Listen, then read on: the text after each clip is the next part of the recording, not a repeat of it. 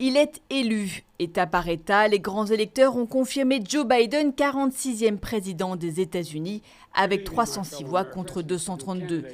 Dans son premier discours, le démocrate très virulent a dénoncé les manœuvres du président sortant pour tenter d'effacer, dit-il, les voix de 20 millions d'Américains. C'est une position extrême que nous n'avons jamais vue auparavant. Une position qui a refusé de respecter la volonté du peuple, de respecter l'état de droit et refusé d'honorer notre Constitution. Joe Biden a souligné l'échec de Donald Trump à prouver les fraudes massives qu'il dénonçait devant toutes les instances, y compris la Cour suprême. Mais il a surtout accusé le locataire de la Maison-Blanche de pression sur les élus et les juges.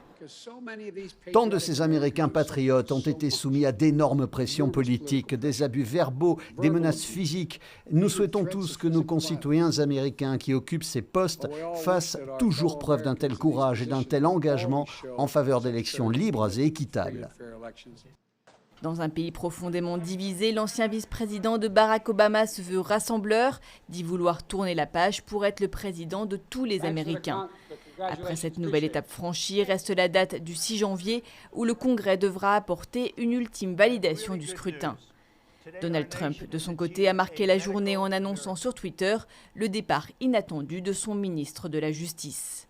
Je viens d'avoir une réunion très agréable avec le procureur général Bill Barr à la Maison-Blanche. Nos relations ont été très bonnes. Il a fait un travail remarquable. Comme indiqué dans la lettre, Bill partira juste avant Noël pour passer les vacances avec sa famille. William Barr, fidèle soutien du président, l'avait finalement lâché début décembre, expliquant ne pas avoir vu de fraude pouvant changer le résultat de l'élection présidentielle.